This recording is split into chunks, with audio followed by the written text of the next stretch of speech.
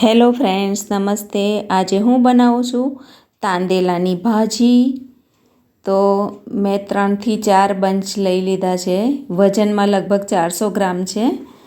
અને આ તાંદેલાની ભાજીની વિશેષતા એ છે કે એના મૂળ પિંક કલરના, ગુલાબી કલરના હોય છે.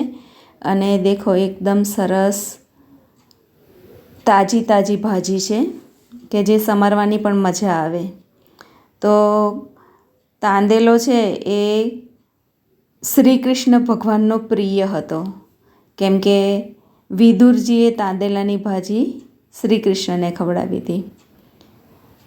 તો બીજી તરફ વઘાર મૂકી દીધો છે. તેલમાં જીરું, હિંગ અને હળદર નાખી દીધી છે. આદું અને મરચાંની પેસ્ટ નાખી દીધી છે. આ બધું જ સરસ સાંતળી દેવાનું છે તેલમાં. હવે 2 નાની સાઈઝના ટામેટાં એડ કરી દીધા છે. અને ટામેટાં પણ ચડી જાય એટલે એની અંદર તાંદેલાની ભાજી જે ધોઈને સરસ 4-5 પાણીમાં ધોઈ છે, કેમ કે એમાં માટી ખૂબ જ હોય છે.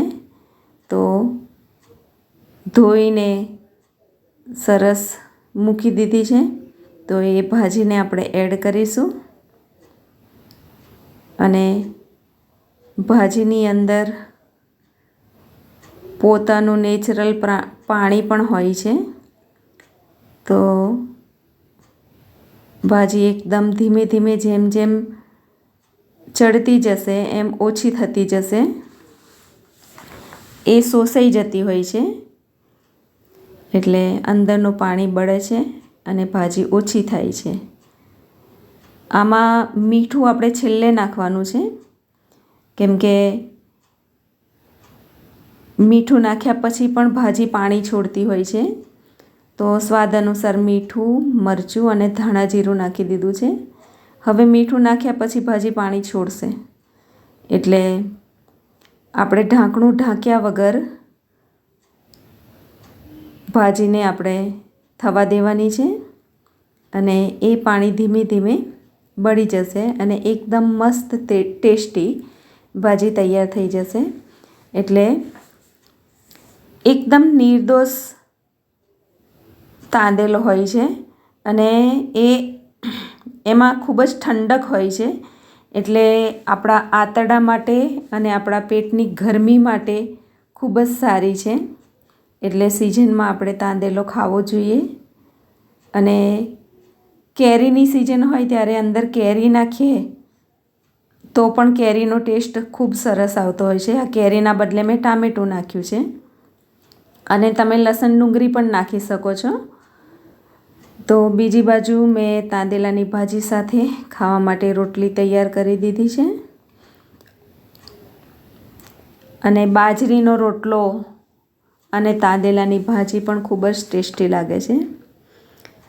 જેવી રીતે શ્રી કૃષ્ણ ભગવાનને વિદુરે તાંદેલાની ભાજી ખવડાવી હતી, એટલે આ કૃષ્ણની પ્રિય ભાજી છે.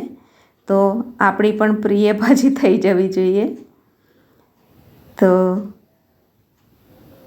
ખૂબ જ ટેસ્ટી બનતી હોય છે.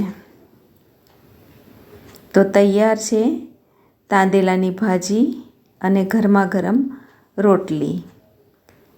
તો ફ્રેન્ડ્સ, તમે મારી ચેનલમાં નવા હોય તો ચેનલને સબસ્ક્રાઈબ કરો, લાઈક કરો, શેર કરો, કોમેન્ટ પણ કરો કે તમારી ત્યાં આ ભાજી થાય છે, મળે છે માર્કેટમાં, અને તમે કયા નામથી ઓળખો છો એ પણ બતાવજો. તો તમે પણ બનાવો અને એન્જોય કરો, કેમ કે હું ફક્ત રીત બતાવી શકીશ, તમને મોકલાવી તો શકવાની નથી. એટલે તમારે જાતે જ બનાવવી પડશે અને ખાવી પડશે. Thank you.